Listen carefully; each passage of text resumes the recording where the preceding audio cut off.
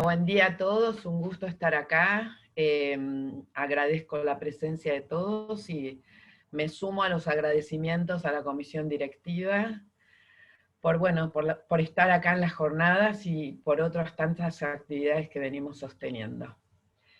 Bueno, la próxima mesa, un gusto presentarla, de amigas, colegas, lleva por título El objeto A en una clínica del sujeto. Le damos la palabra a Mariana Davidovich. El título de su trabajo es Notas sobre las melancolizaciones. Adelante. Hola, buenos días. Bueno, agradezco el esfuerzo enorme que sé que ha hecho la comisión directiva y agradezco a Andrea Diegues por la invitación que me cursara. Bueno, el trabajo empieza con un epígrafe que dice así: hay ríos metafísicos, ella los nada como esa golondrina nadando en el aire.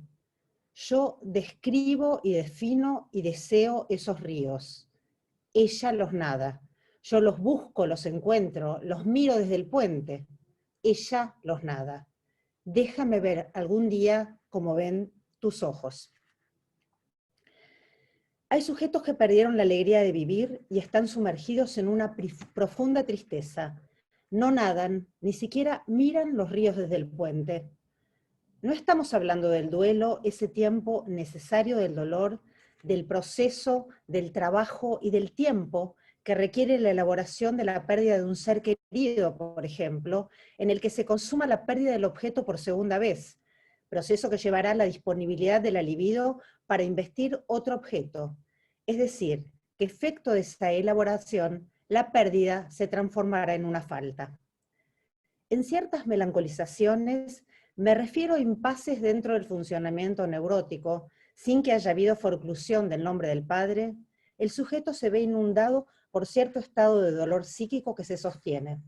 La falta de ganas de vivir, la apatía, el sinsentido, sin que necesariamente se presenten algunas características más cercanas a lo que podría devenir síntoma analítico, como la falta de apetito, el insomnio o la falta de deseo sexual, que Freud refiere al describir las melancolías.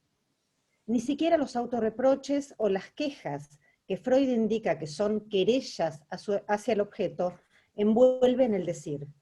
Mayormente nos encontramos con sujetos en los que se torna muy difícil la implicación subjetiva o la asociación libre, por lo cual el desciframiento, la interpretación, la instalación del sujeto supuesto saber se ve dificultada. En ocasiones ni siquiera se presentan aquejados por un sufrimiento ruidoso, lo que permitiría, si hubiera actings o pasajes al acto que suelen darse en las melancolizaciones, pasar del signo al síntoma. Otras, la tristeza no se dice, pero se muestra, tal como nos detalla el genial García Márquez hablando de Ángela Vicario. Comer sin medida fue su único modo de llorar, y nunca la había visto hacerlo con semejante pesadumbre. El desborde pulsional como consecuencia de esa profunda tristeza que no se puede decir, pero se muestra. El dolor psíquico de aquel que padece aquel que se ve privado del amor. Y más adelante cuenta: le impusieron a Ángela Vicario la obligación de casarse con un hombre que apenas había visto. El argumento decisivo de los padres fue que una familia dignificada por la modestia no tenía derecho a despreciar aquel premio del destino. Ángela Vicario se atrevió apenas a insinuar el inconveniente de la falta de amor, pero su madre lo demolió con una sola frase: también el amor se aprende. Sentencia materna que la dejó sin palabras. En las melancolizaciones, lo que inequívocamente falta a la cita es el sentimiento de vida, ese que lo llevaría al sujeto a aferrarse a los rodeos vitales. Se trata fundamentalmente de una pérdida libidinal en el campo del narcisismo, estado que revela que el objeto no está revestido por el velo del amor, es decir, que falta la vestidura erógena que da al imago. Por otra parte, diremos que no necesariamente lo que produce ese estado de dolor psíquico tiene que ver con la muerte de un ser querido o de un ideal equivalente, o por lo pronto no podríamos afirmar que hay un enlace directo entre ambos. En ese estado hablan poco, no están interesados en saber de su inconsciente. Lacan pergenia para esta cuestión la posición de tristeza como cobardía moral, en el sentido de que hay un rechazo al saber del inconsciente, cuestión que dificulta, como decíamos antes, la posibilidad del comienzo de un análisis. Justamente porque en nuestro campo se trata de que para iniciar un análisis, ese sufrimiento en bruto o los actings, en definitiva, el goce en su vertiente podrida, tome forma, se organice en discurso como una cuestión de saber y por lo tanto de enigma. Es en este sentido que el analista completa el síntoma. Ciertamente no derivaríamos a Ángela Vicario a la nutricionista, por lo menos en ese primer tiempo en el que se trataría de pasar del ello muestra al ello habla, al pienso del ramal inconsciente. Nos diferenciamos de la posición del psiquiatra centralmente vertebrada en torno a la ilusión de que el sujeto es dueño de los significantes que emite y de que habría una normalidad. Si bien los psiquiatras fueron los primeros que trataron la psicosis en el siglo XIX, es decir, que de alguna manera se puso en juego la escucha de un padecimiento, actualmente, en esencia, la psiquiatría configura un trastorno y el correspondiente fármaco. Los psiquiatras han perdido el interés del paciente hablando, de escuchar lo singular de su padecimiento. La posición básica del analista como semblante de objeto A, en cambio, es la de ceder la palabra al analizante, alojando su plus de goce. El ser del analista se juega básicamente en el no saber y en permitir que algo de la experiencia del inconsciente se despliegue. El análisis rehúsa la aplicación de una técnica. No hacemos profesión del psicoanálisis. En nuestro campo se trata del acto, de la producción de efectos de verdad, en ese espacio entre el analista y el sujeto. Pero en las melancolizaciones habría cierta fijeza difícilmente dialectizable. Dante en la Divina Comedia pone a los llamados perezosos, a los melancólicos, en un círculo del infierno. Es interesante que lo que se penalizó y se consideró un pecado fue no amar a Dios. No amar a Dios fue un pecado porque el monje dejó de colmar el sentido de su vida con lo espiritual, es decir, que el deseo dejó de circular hacia Dios y ese punto, su falta de sentido colmado, sería pecaminoso. Freud retoma magistralmente la falta de sentido. Justamente en las melancolizaciones va a decir que lo que habita al sujeto es la pérdida de sentido de la vida, que como decíamos se infiere en la enunciación, en el tono de su voz, en esa mirada apagada, en definitiva, en ese proceso de empobrecimiento del yo y no solo del mundo. Se ha hundido el ideal, subraya Lacan en referencia a Hamlet. Recordemos que el acento freudiano respecto a la melancolía está puesto en la rebaja del sentimiento de sí, Selbstgefühl, que se exterioriza en autorreproches, autodenigraciones y expectativas de castigo. En ese estado, el masoquismo moral juega un papel fundamental en el que el yo queda reducido a un puro objeto maltratado, posición gozosa, tributaria de la ferocidad del superyo. Diremos entonces que si la sombra del objeto cae sobre el yo, el enigma, esa X que queda iluminada como efecto de la significación fálica por la operación del falo, podría quedar resuelta. Es decir, no habría más X funcionando. Ciertamente se trataría de lo que podríamos denominar el fin del enigma, es decir, el taponamiento de lo que sería el resto vivo del sujeto, lo real, en definitiva, el fin de aquello que pone a resguardo el hecho de que ningún sentido agota el ser del sujeto, dado que el significante unario funcionando infinitiza los sentidos. Pero en las melancolizaciones, el ser ha quedado reducido al objeto en posición de súbdito, razón por la cual las significaciones devienen absolutas, deteniendo la dialéctica, la pregunta y el tiempo. ¿Cómo atravesar el muro del lenguaje, esos sentidos establecidos, congelados de las identificaciones, para reescribir una palabra verdadera, aquella en la que el sujeto podría advenir? El vital sentimiento de incertidumbre, de enigma, de futuro, ha desaparecido. La voz, lejos de ser lo que le falta al otro, solo marca el camino del goce, taponando el agujero del objeto A, transformando al otro en absoluto, transformación que imposibilita la liviandad, el aire que ciertamente produce la significación fálica. El decir del sujeto ha quedado coagulado, más precisamente abolido. El yo denigrado no tiene preguntas, es. El otro no funciona como un espejo donde verse como amable, y el yo se constituye con marcada distancia respecto al ideal. Le falta el brillo, el agalma, cuyo núcleo es el deseo del otro. El superyo, esa dimensión insensata de la ley, heredera del capricho materno, invade al sujeto como pura pulsión de muerte, justamente por no tener el límite pacificante del ideal, de lo simbólico, en definitiva, de la castración.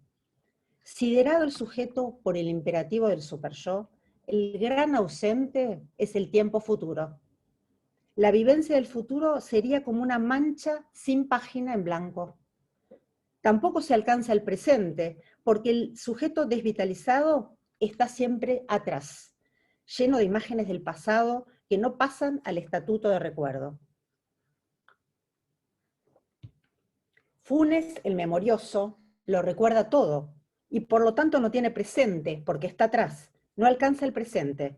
Por otro lado, cuando se anticipa todo, padeciendo algo así como el don de la adivinación, tampoco se puede llegar al presente, porque se está siempre atrás y adelante. ¿Cómo poner en movimiento esa imagen fija del pasado, pegajosa, en la que no se visualiza el tiempo futuro, sino una realidad anacrónica, en la que el pasado está adelante como destino? Una paciente, hablando de los brotes que padecía la madre desde que ella era niña, decía, ante la demanda de su pareja para tener un hijo: ¿cómo voy a querer tener un hijo con estos padres? Y la intervención apuntaba a dejar el pasado como pasado, abriendo el futuro. No, con esos padres no. Podrás tener un hijo con tu pareja e inventar cómo ser madre vos. Freud comparó las melancolías con una hemorragia, y nos parece adecuado para pensar las melancolizaciones ese estado en que no se termina de dar por perdido lo perdido, y por eso, en cierto sentido, el presente no se alcanza. Es decir, se habita un tiempo eternamente presente. En tiempos verbales sería, por ejemplo, siempre la quise, o sea, desde siempre o para siempre, a diferencia de siempre la querré, o bien fracasé, verbo que eterniza, fija, entumece. Es como si el ser del sujeto estuviera aclimatado en el fracaso, pendiente del masoquismo moral en la que eso empuja a acciones enemigas de la vida, que perjudican tremendamente al sujeto. Una paciente derivada por su médico por constantes y muy fluctuantes ascensos y descensos de peso, llegaba sistemáticamente tarde, a veces 15 minutos antes de que finalizara su horario. En su encorvado cuerpo de caminar lento y en su rostro apagado mantenía viva la memoria de haber caído tempranamente del lugar de falo imaginario del otro. Se alojaron sus llegadas tarde, que eran continuas, y sus insistentes preguntas respecto a lo que había hablado la sesión anterior eran respondidas con humor y calidez. La historización se tornaba muy difícil. Contaba sus comilonas y vómitos diciendo: mi mayor placer está en ver ahí lo que vomito, afuera, fuera del estómago, en el inodoro. Su tema también recurrente eran las distintas cirugías que le gustaría hacer para verse mejor, lo que la llevaba a consultar a distintos profesionales, llegando reiteradamente tarde a su trabajo. Le digo, si seguís llegando tarde a tu trabajo, te van a quitar la coordinación que te asignaron en neonatología, función que le hizo sentirse reconocida por primera vez después de muchos años. Retomemos lo que situábamos anteriormente respecto a los pacientes que llegan con un sufrimiento que se da a ver, más que a escuchar. El análisis debe hacer de límite al empuje masoquista, poniendo en función el nombre del padre, que empalma lo real parásito del goce con un goce posible, mediante intervenciones activas que se soporten en el decir del analizante. Efectivamente, el analista, al igual que Sócrates, no se presenta como quien tiene algo para enseñar, posición que se escucha en las psicoterapias que apuntan al yo. Las intervenciones en un primer tiempo no se soportan en la clásica interpretación, porque el síntoma como mensaje a descifrar no se ha puesto en forma, no es metafórico. El sujeto supuesto saber, la transferencia, ese tiempo de espera de una interpretación por venir, se instalará a posteriori de intervenciones que apunten a que el sujeto salga de la posición de objeto de goce en la que está atrapado. Perdón, Mariana, ya estás en tiempo para que lo Es consideres. un párrafo terminado. Perdón. Intervenciones en lo imaginario o en lo real para restaurar el Selbstgefühl, el sentimiento de sí, y poner en funcionamiento la castración, el pensar para perder el ser. Efecto de la intervención que mencionáramos en nuestra viñeta, desalojado de un goce que posiblemente llevaría al sujeto a la pérdida vital de su lugar de trabajo, comenzamos a transitar el camino de la elaboración de la articulación simbólica, deseo que opera como defensa frente al goce. Se produjo una apertura del inconsciente en el que el sueño como vía regia posibilitó que advenga alguna verdad que no había pasado a la palabra ni a la retórica del inconsciente hasta entonces. En el sueño se veía en el piso tirada con varias muñecas, no en situación de juego, sino de abandono, siendo la menor de varios hijos de un otro cansado, para quien la causa deseante estaba más que en sus propios hijos, en niños que eran alojados hasta que fueran dados en adopción, se recuerda masturbándose convulsivamente en la mesa hasta sangrar, acción cuyo llamado fue leído solo por la mucama. Apostamos a devolver al sujeto la indeterminación, a la recuperación del enigma, al franquear las identificaciones que consolidaron ese ser denigrado, desdivinizado, para que se determine de otro modo. Muchas gracias. Gracias, Mariana, por tu trabajo, y le damos la palabra a Graciela Jaciner, que nos va a leer su trabajo que lleva por título El objeto A en una clínica del sujeto, coincidente con el título del panel. Graciela. Bueno, hola, ¿qué tal? Bueno, voy a empezar agradeciendo a la comisión directiva por sostener este espacio, la escuela aún online, y también a todos nosotros, ¿no? que estamos haciendo escuela, y los organizadores, y también es un gusto para mí estar en esta mesa con gente tan querida. La verdad que sí, con Ruth Hacker como coordinadora. Bueno, muchísimas gracias, me encanta. Bueno, empiezo.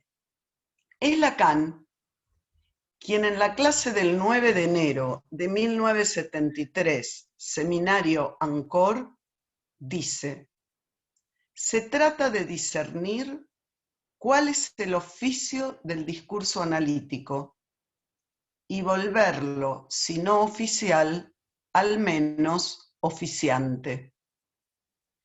Oficio habla de artesanal, de lo singular, de un saber hacer, del maestro y el aprendiz en los antiguos talleres artesanales, de quehaceres manuales en que solo con tiresias no alcanza, y también de herramientas. Pero el término oficio pertenece además al campo lexical de la religión. Y dado que lo nuestro no tiene nada de doctrinal, ya que no tendríamos que responder de ninguna verdad última, ni entonar plegarias. El desafío de cada analista será que ese nuevo lazo social llamado el discurso analítico devenga oficiante. Oficiante es un sustantivo verbal que con el sufijo ante indica sujeto de la acción. Oficiante también podría ubicar el acto del lado del analista, toda vez que la interpretación produzca un corte con el objeto de fijación, con el goce parasitario que retiene al sujeto y le impide avanzar en los caminos de su deseo, propiciando la producción de un nuevo trazo, habrá habido acto del analista. En este sentido, una clínica que apunta al sujeto deseante será más oficiante que oficial. En relación a esto del oficio del analista, le gustaba decir a Fernando Ulloa que nadie pasa de tener una profesión a tener un oficio sin atravesar el desierto. Nosotros, analistas, habitamos esa travesía en el desierto de la mano de conceptos y nociones que nos permiten entregarnos con más disponibilidad a la escena y a los tiempos lógicos que la transferencia requiere con cada paciente, para intervenir propiciando una redistribución de goces, hechos de restos, residuos y desechos, vertientes del objeto A.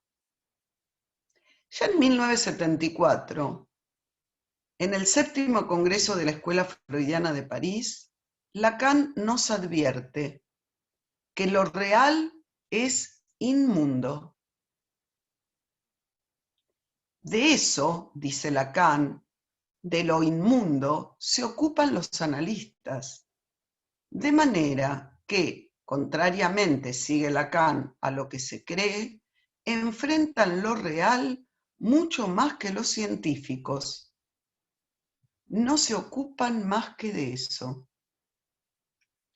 Nuestro oficio se hace entonces con desiertos, desiertos a ser habitados, con restos, con lo inmundo, pero siempre con significantes y conceptos.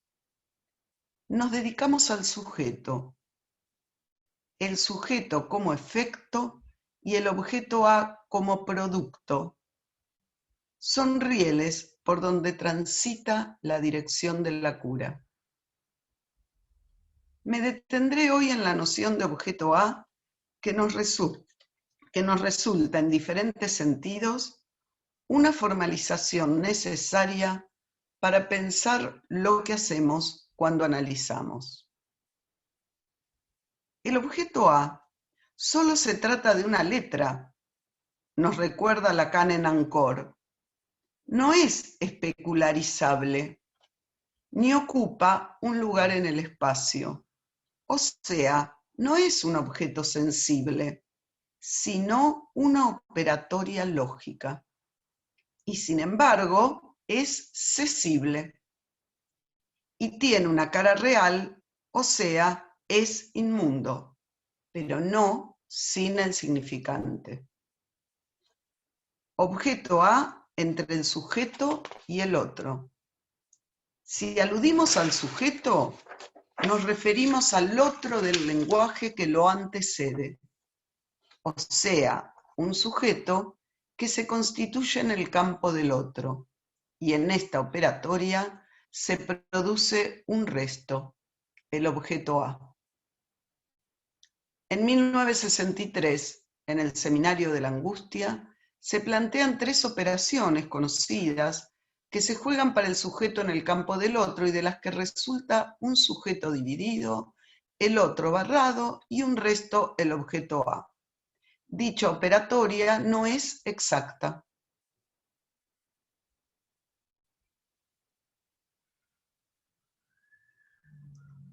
cierta investidura libidinal que no pasa al espejo y que no está cubierta por una dimensión significante, queda como resto. Resto que funcionará como objeto causa o como objeto de goce. Se trata del conocido esquema del seminario 10, de la angustia, en que se advierte que en este proceso se arma el fantasma. La fórmula del fantasma queda escrita entonces del lado del otro. En esa relación al otro hay algo que Lacan llama vicio de estructura. Ese vicio de estructura, esa desarmonía, es fundante, lo cual marca el valor de la falta como un sendero de abordaje esencial para nuestra experiencia. Generalmente alguien consulta porque sufre de más, en posición de objeto, para tapar la falta en el otro, y vía cortes y enlaces en la dirección de la cura, se orientará un movimiento de dicha posición de objeto como resto a sujeto deseante advertido del fantasma que lo habita. Ese tiempo no será sin angustia. Hemos aprendido que la angustia es la única traducción subjetiva del objeto A, lo cual deviene en el aforismo, la angustia no es sin objeto. Entonces, la idea de objeto A en la clínica nos permite direccionar nuestra operatoria a un movimiento en la fórmula del fantasma de tapón a causa. Y la angustia, única traducción subjetiva del objeto A, será esa zona que solo habitándola permitirá el pasaje del goce al deseo. Habitar la angustia. Ya Kierkegaard le había enseñado a Lacan que la angustia es el vértigo de la libertad. Sobre el objeto transicional y la zona paradojal. El famoso objeto transicional de Winnicott podría resultar luminoso para pensar el objeto A en una clínica del sujeto. Explícitamente y entre homenajes y alguna crítica al psicoanalista inglés, Lacan se nutre de ese concepto. En el año 60, Lacan en persona tradujo y publicó en la revista Le Psychanalyse que dirigía en París un artículo de Winnicott del 51 llamado, si lo quieren buscar, Objetos y fenómenos transicionales. Allí describe Winnicott los movimientos del recién nacido, de llevarse el puño a la boca para estimular la zona erógena oral, hasta la afición a jugar con un objeto en especial, al que dirá Winnicott, el bebé se convierte en adicto. Desde los años 50 leemos en algunos seminarios de Lacan el nombre de Winnicott. Y entiendo que servirse de ese concepto de objeto transicional le sirvió, le facilitó a Lacan el pasaje de la noción de objeto a la de objeto A. Dice Lacan en el seminario 15 del acto: tomemos un excelente autor que se llama Winnicott, al que le debemos uno de los más finos descubrimientos.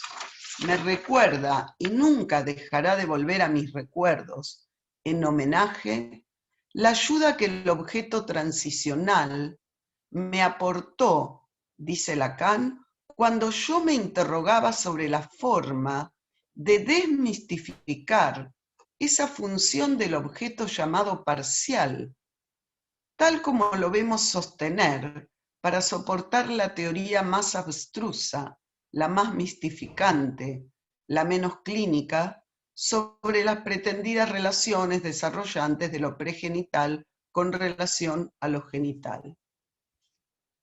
En la clase 2 del seminario del objeto leemos: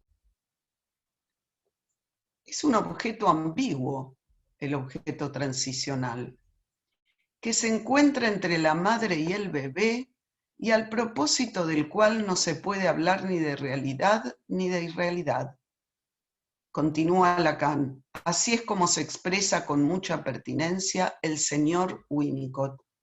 Lacan rinde su reconocimiento a Winnicott diciendo: ¿qué es ese objeto A?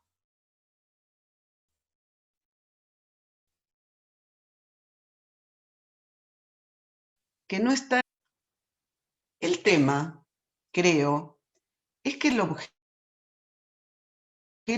le pertenece al no. La producción de ese objeto va creando subjetividad. Paradójicamente, el objeto transicional no representa a la madre, sino la opción de separarse de ella. Al respecto, señala Lacan en el Seminario del Acto, está claro que de algún modo es fácil ver acá la relación de ese pedacito de trapo, ese pedacito de sábana, al que se aferra el niño con ese primer objeto de goce, que no es el seno de la madre, nunca permanente, sino aquel siempre al alcance, que es el pulgar de la mano del niño. Más allá de las diferencias con una clínica winnicottiana, me interesa lo siguiente: subrayar que la producción del objeto transicional va creando una zona paradojal entre el sujeto y el otro. Se trata, por ejemplo, de la experiencia del niño de estar solo aún en presencia de la madre. La capacidad de estar solo en presencia de alguien, en presencia de otro, es paradojal. Es la experiencia, dice, ilusoria y fecunda de estar solo aún en presencia del otro. Dice Winnicott que una paradoja no está hecha para ser resuelta, sino para ser habitada, que se acepte, que se tolere, que se admita, que quede sin resolver. Les comento que estoy trabajando bastante esta idea de la zona paradojal que crea el objeto entre analista y analizante. Esa zona paradojal que en mi experiencia propicia muchas veces condiciones para la instalación de la transferencia, en tanto una zona de no definición entre una afuera y una adentro, entre qué es del analista y qué es del paciente. Sabemos que el inconsciente es del orden de lo no realizado y que en su lógica de pulsaciones y vía repetición se irá realizando en un entre analista y analizante. Mi práctica clínica me llevó más de una vez a preguntarme por la incidencia del objeto y de esta zona paradojal, sobre todo en los primeros tiempos de un análisis.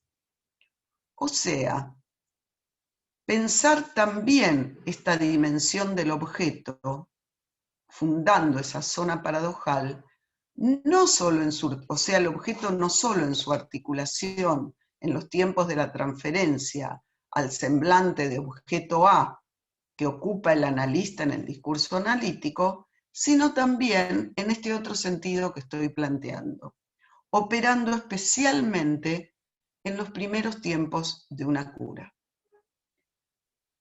Antes de concluir, les quiero comentar otro tema que, trabajando el objeto y cómo Lacan se nutrió del objeto transicional para su objeto A, hay un concepto de Winnicott que se los quiero comentar antes de terminar, que me sirve también mucho en la clínica, con muchas implicancias y consecuencias en la dirección de la cura, que es la idea de freezing, congelamiento. En el seminario del acto, Lacan nombra la idea de freezing,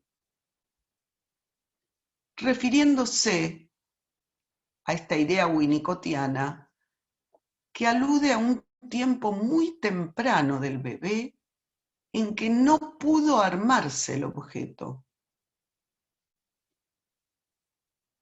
En la clínica, y la escuchaba con mucha atención a Mariana, y ayer también el texto de Alba Flesler, digamos, cuando hay unos primeros tiempos donde algún hecho, algún evento, algo que ocurrió, por ejemplo, en la vida de una mamá, distintas cuestiones después podemos compartir en la clínica, generó una situación donde no hubo condiciones primeras para que se arme esta zona paradojal y este objeto. A eso lo llama Winnicott freezing, y es lo que retoma Lacan en el seminario del acto.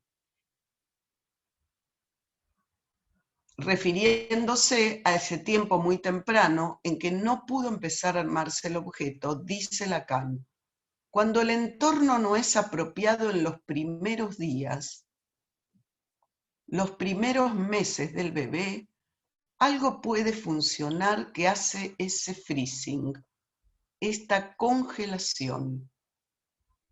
Seguramente, continúa Lacan, esto es algo que solo la experiencia puede dilucidar. Y hay algo que Winnicott ha visto muy bien. Continúa. El objeto A tiene un lugar particular en la operación y la maniobra de la transferencia. Voy a terminar acá, pero les cuento que releyendo mi propio texto, para leerlo hoy con ustedes, advierto que hay cierta actitud y cierto estilo de mi clínica que intenté transmitir en estas pocas líneas, que es la idea de habitar. Habitar el desierto, habitar la angustia, habitar la paradoja. Esos sitios donde habita lo más propio y lo más extraño e impersonal, lo más vecino y lo más remoto e inmanejable. Nada más. Gracias. Bueno, gracias Graciela por tu trabajo, y va a tomar la palabra ahora Alejandra Ruiz con su trabajo que se titula Un amor extraño.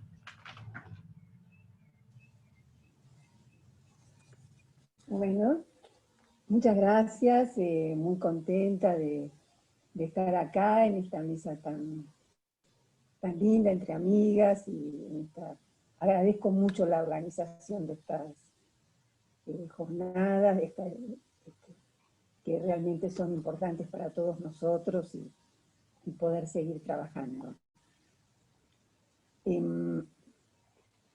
Al ver la invitación a este evento, inmediatamente me pregunté qué podía trabajar sobre un tema tan interesante como complejo.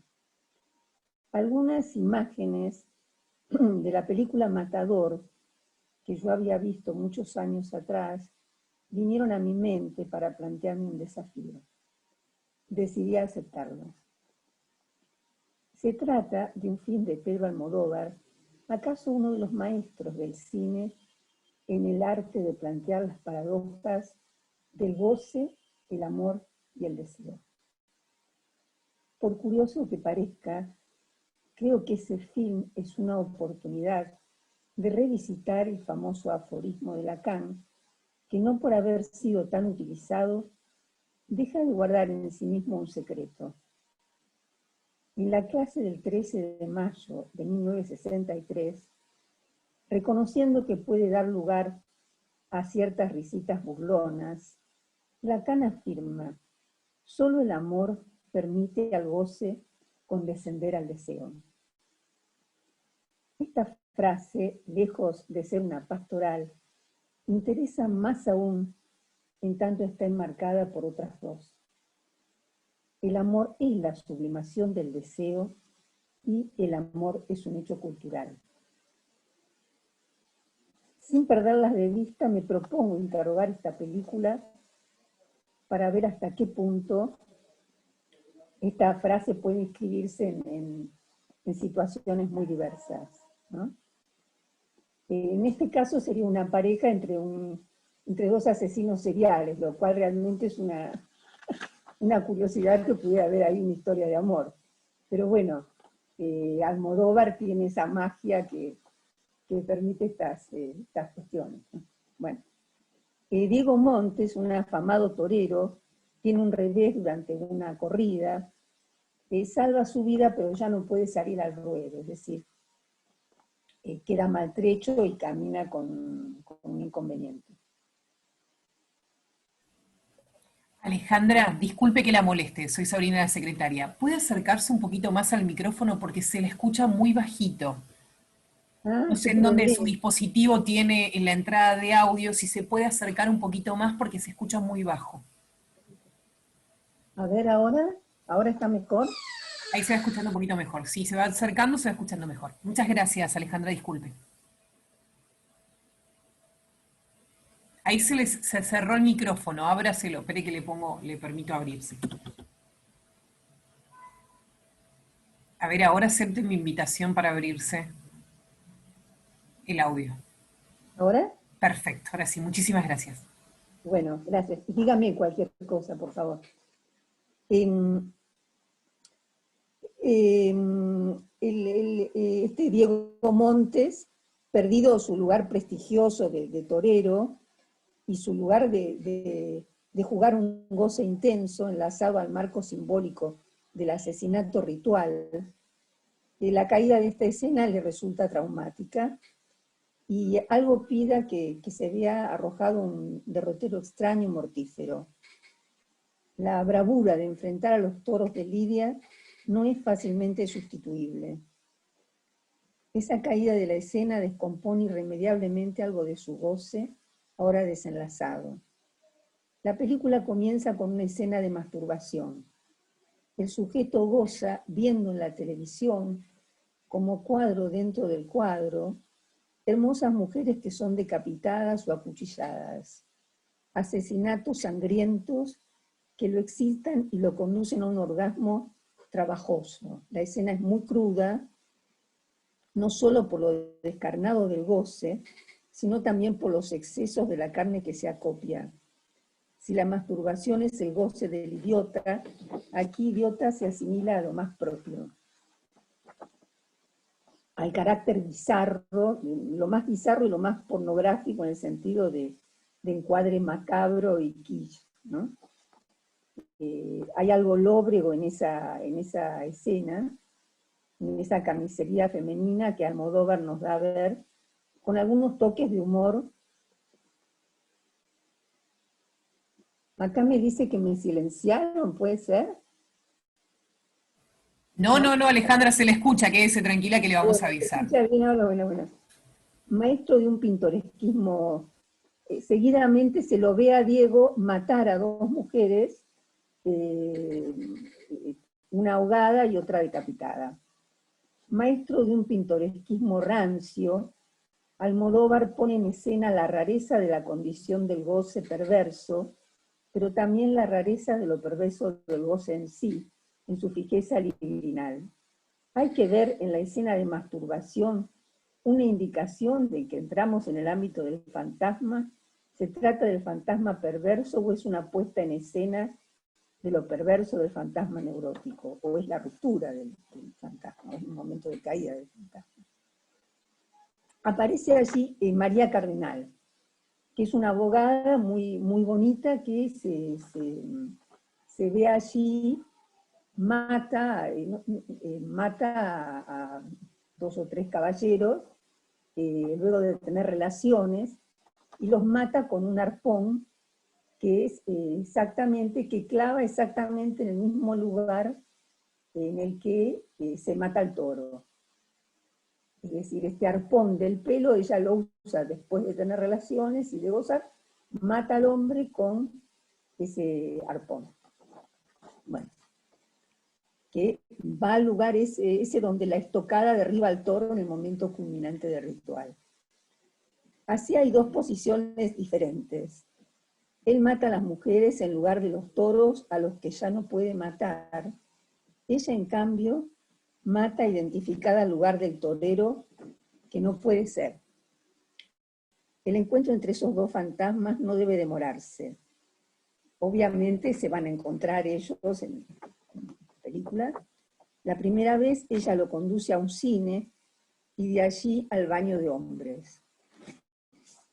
Él la interpela, es el baño de hombres, ¿no has visto? Ella responde, no te guíes por las apariencias. El erotismo no tarda en surgir y con él el riesgo de que ella lo mate a él o él a ella. La dama primero se saca el gancho del cabello y cuando se apresta a dar la estocada, él le detiene la mano. ¿A mí me vas a matar?, le pregunta. Hay un giro allí. Ella tiembla. La asesina que es, vacila y él no tarda en hacérselo saber. A la hora de matar, no se puede dudar, le dice él. El matador, que identifica a las mujeres con los toros, es sorprendido por una mujer que ha tomado su propio lugar y más allá de las apariencias intenta matarlo, identificada al torero que él mismo fue. El círculo se cierra. Descubierto, el jugador ha encontrado a alguien que descubre su juego. Ella igual. El cazador es a su vez cazado. Como sabemos, a quien le supongo saber lo amo. Se trata de un verdadero encuentro entre iguales, donde cada uno descubre el juego del otro, y la agalma, lo que le otorga brillantez al objeto fálico del otro. El goce de matar parece detenerse ante el surgimiento del amor, pero ¿de qué amor se trata? ¿Cómo podría matarlo a él si está identificada amorosamente? ¿No ha sido acaso la admiración que siente lo que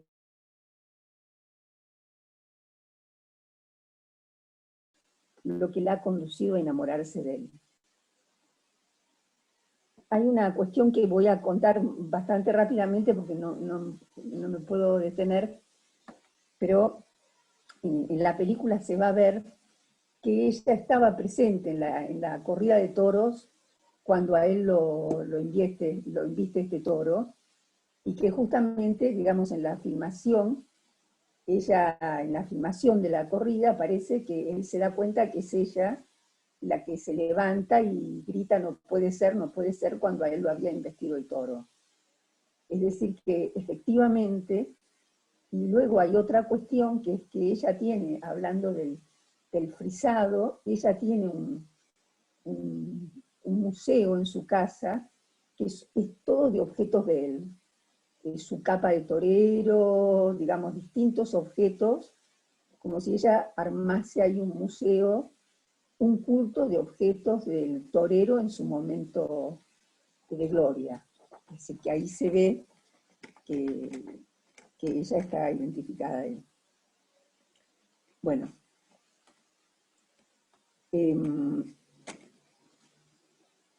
Como en la vida real, a veces dos fantasmas se encuentran, de tal modo que parecen soldar una pareja.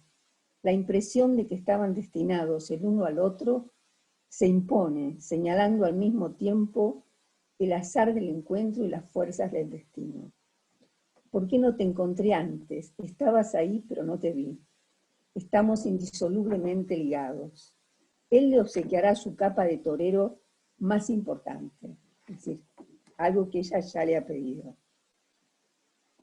Hay un tercer momento donde ella se presenta a una reunión vestida con una capa de seda similar a la de un torero.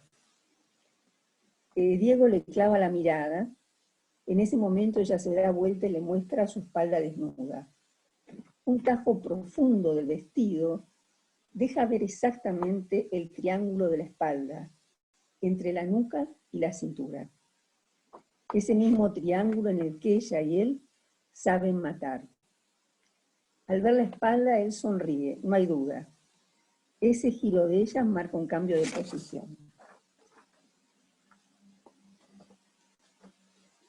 El semblante de ella pasa de la identificación con el torero hacia el lugar de objeto. María se va y él la sigue. Pasillos, escaleras, ella sonríe desde lo alto de un puente, casi inalcanzable. Como en un videoclip, la dama parece estetizada, vista desde abajo y con música romántica. El espacio dramatiza la persecución de un deseo que cuanto más se persigue, más se aleja. Pero finalmente él la alcanza y la abraza. Lo que se restituye ahí es la persecución, la casa como escena donde se pone en juego el deseo. Eso es lo que ella restituye en este cambio de posición, de estar identificada a él a identificarse a un objeto, a proponerse como objeto. ¿Qué quiere de mí?, pregunta por su parte ella, muy lacaniana, al deseo del otro. Diego contesta claramente, todo, quiero todo. Es cierto, y justamente ese es el punto. Almodóvar logra que sus personajes den ese salto imposible entre la criminalidad y el romance de folletín. Algo de su humanidad nos recuerda que las pulsiones pueden tener expresiones violentas, incluso asesinas, pero también girar hacia otras más tiernas.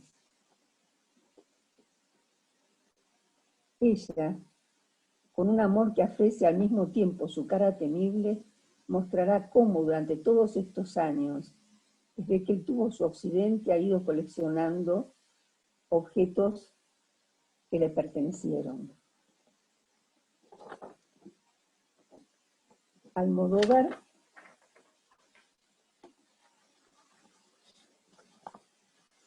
sin embargo, el encuentro de los amantes será como siempre demasiado tarde, porque Almodóvar sabe que no hay redención posible por el amor, y mucho menos aún si el romance se produce entre dos asesinos.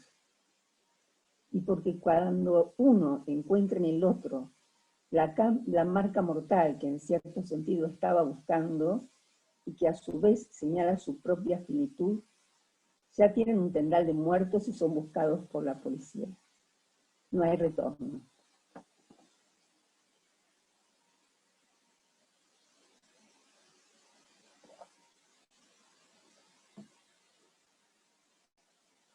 Hay sobre el final, digamos el final de la película, se dirigen a una casa de las afueras con felicidad y las vituallas de quien va a una cita. El encuentro no se priva de champán, flores, ropa elegante. A la cita tampoco falta la capa, que se extiende sobre el piso repitiendo la señal que hace el torero cuando dedica una corrida a la dama. Y el peinetón... Discúlpame, Ale, estás en tiempo. Enseguida termino, gracias. Gracias a vos.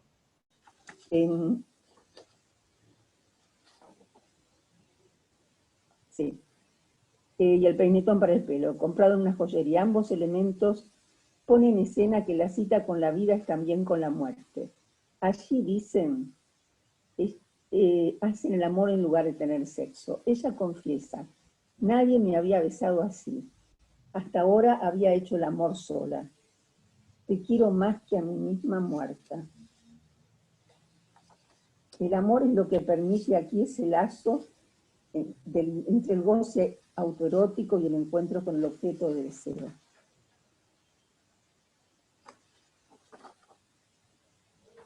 Enseguida termino. La dificultad de los encuentros entre los sexos es una cuestión estructural, pues no hay nada escrito predestinado que adjudique al sujeto su objeto ni complementariedad alguna. Y si no hay nada escrito, hay todo por tratar de escribir allí. El amor puede ser el engaño que debe esa falta, o puede ser también un cambio, un semblante más allí ante lo real.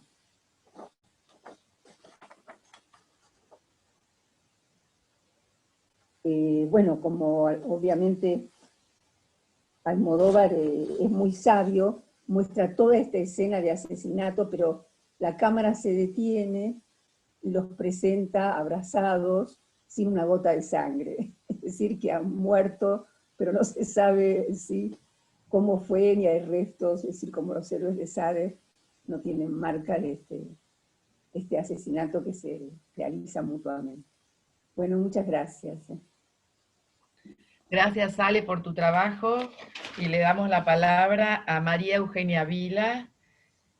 Su trabajo se titula Objeto A de sombras, restos y vacíos. Bueno, buenos días. Gracias por estar aquí. Es un placer compartir la mesa con amigas. Agradezco a la comisión directiva, la organización de las jornadas, muy especialmente a Liliana Donsis, la invitación a participar en este panel. Objeto A de sombras, restos y vacíos. El resto de la división subjetiva, el objeto A es ese objeto que sostiene la relación del sujeto con lo que éste no es, en tanto no es el falo. Escribe Lacan en su seminario El deseo y su interpretación. Entre el sujeto y el otro, una yancia, un vacío. El objeto transicional señala una sustracción de goce que el sujeto realiza y que augura lo que se inscribirá como reserva libidinal operatoria. El sujeto se constituye en el campo del otro siendo objeto. Encuentra un sentido tiempo de la alienación instituyente. Por la operatoria del nombre del Padre podrá tener lugar la separación. Pierde un ser, emerge como manque a être. Falta en ser. Algo del ser se intenta recuperar a través de las distintas especies del objeto parcial de la pulsión. Vestiduras oral, anal, escópica e invocante, que bordeadas por el significante encuentran un armado lógico en el fantasma, sostén del deseo. Leemos en el grafo del deseo un pasaje de un tiempo en el que el otro legisla, es oráculo, a un tiempo diferente en el cual el sujeto puede interrogarlo. Frente a la pregunta, ¿qué quiere de mí? ¿Qué objeto quiere que sea? ¿Qué quiero? No hay respuesta. El otro no responde. Allí Lacan ubica el significante del otro barrado, del agujero, inconsciente como lógica de incompletud. La respuesta que el sujeto puede darse a su pregunta es fantasmática. Sujeto en relación a un objeto A en su doble vertiente, como causa de deseo y como plus de goce. Algunas veces el sujeto retrotrae su deseo a la demanda del otro, se hace objeto, tiempo de la angustia señal como anuncio de una libertad, como bien señalaba Kierkegaard. La angustia no es sin objeto, más bien señala el objeto A en su dimensión de fijación a un goce parasitario como obturador de la falta. Distintas situaciones clínicas revelan un desigual estatuto del objeto que impide al sujeto acceder a su deseo. Actinao, pasajes al acto, angustia, frente a mandatos del superyo que al modo de sintagmas coagulados no pueden ser interrogados, duelos no realizados. Estas y otras pueden dar lugar al inicio de un análisis que le permita al sujeto avanzar en su deseo y en el despliegue de su palabra. Me interesa hacer un brevísimo recorrido por los 4 discursos, situando en cada uno de ellos diferentes tiempos del análisis y el lugar del objeto A en la clínica, especialmente en la clínica del duelo. En las entrevistas preliminares tiene lugar la construcción de una pregunta, de un enigma acerca de lo que le ocasiona sufrimiento al sujeto. Tiempo del armado de un síntoma que define el campo de lo analizable, de aquello que le ocurre y que una y otra vez lo conduce a arruinar sus escenas, esas que sostienen el deseo. sujeto dividido entre lo que dice y un saber que se le escapa y que supone en su analista. En este discurso que llamamos discurso de la histeria o discurso del analizante, en el lugar de la gente leemos el sujeto dividido debajo de la barra, en el lugar de la verdad. Lacan ubica el objeto A, que hiende al sujeto y lo disfraza de desecho, como leemos en la tercera. Aquí se trata del objeto A como plus de goce, fijación de goce. Alude a un goce que retiene al sujeto, un goce que ignora y que se interpone entre él y su deseo. Tiempo de instalación de la transferencia en su dimensión simbólica, sujeto supuesto al saber. Otro tiempo sitúa el objeto A en el lugar de la producción. Me refiero al discurso del inconsciente, también llamado discurso amo. En el lugar de la gente, el S1 da nombre al discurso y a un tiempo en el que predominan las formaciones del inconsciente. Un tiempo en el que se producen interpretaciones significantes que bordean esa nada que nombramos objeto. ¿Cómo leemos el objeto A como plus de goce en el lugar de la producción? Puede pensarse como algo del goce parasitario va quedando del lado del otro, pero aún debajo de la barra, enigmático, y la transferencia como la puesta en acto de la realidad sexual del inconsciente lo aloja. Un giro sitúa el objeto A en el lugar del otro al que se dirige el discurso. El analista. Se trata del discurso del saber, también llamado universitario, que ubica el S2, saber inconsciente, en el lugar de la gente. Isidoro Beck, en su texto Las intervenciones del analista, señala: el sujeto descubre la insuficiencia del saber y a pesar de lo interpretado, algo no funciona, demanda otra cosa del analista.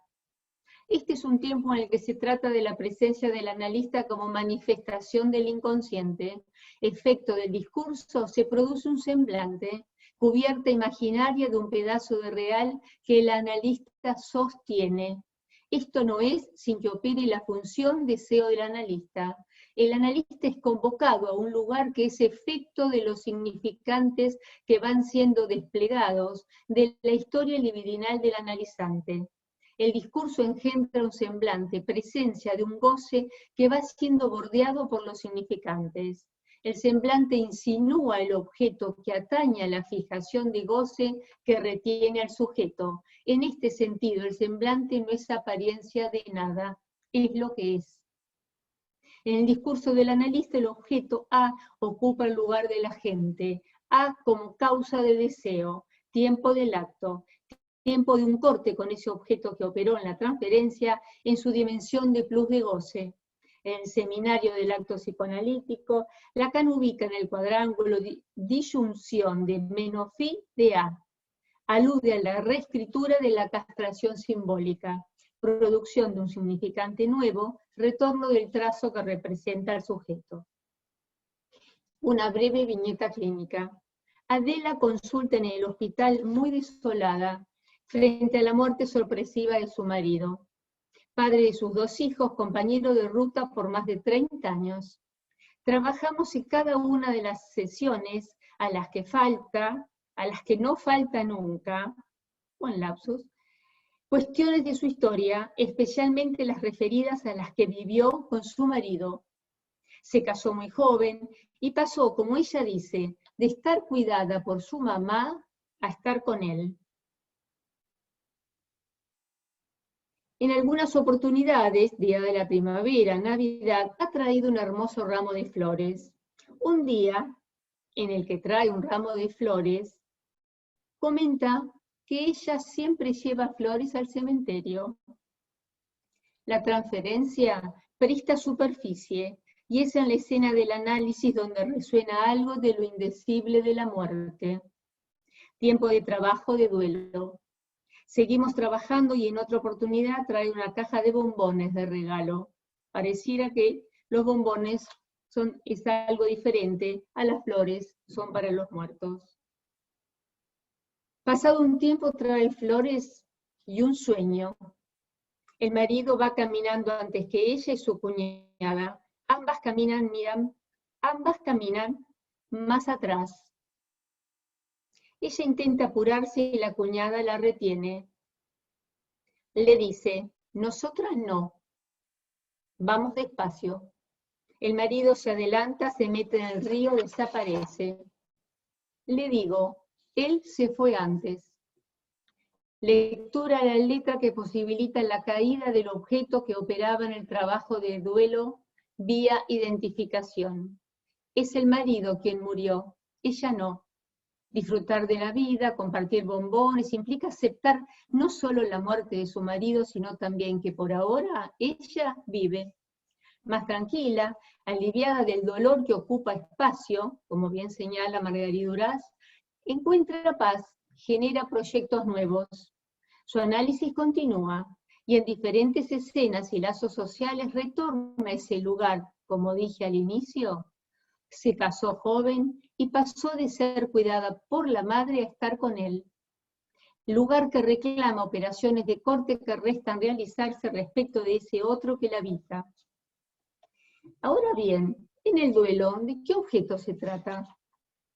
El duelo, como reacción frente a la pérdida de una persona amada o de una abstracción que haga sus veces, como la patria, la libertad, un ideal, como lo define Freud, comporta un trabajo que requiere tiempo y espacio, tanto como el dolor que ocasiona. Trabajo de elaboración que posibilitará que la función del duelo opere produciendo un efecto sujeto. Freud subraya que no es sin renuncia. El trabajo de duelo al compás de los tiempos de apertura y cierre del inconsciente transcurre en escenas en las que se despliegan las coordenadas que le conciernen. Se ejecuta pieza por pieza, dice Freud. Hay duelos detenidos, no realizados, que generan estados de desorientación del deseo y todo lo que esto acarrea, y que se enlazan a una pérdida reciente.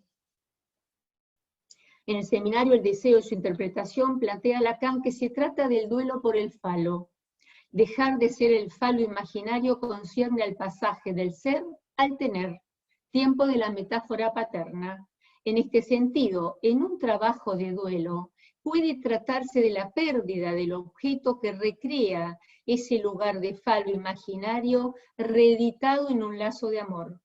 Duelo por ese objeto que fuimos para el otro, que intentamos restituir por la vía del fantasma.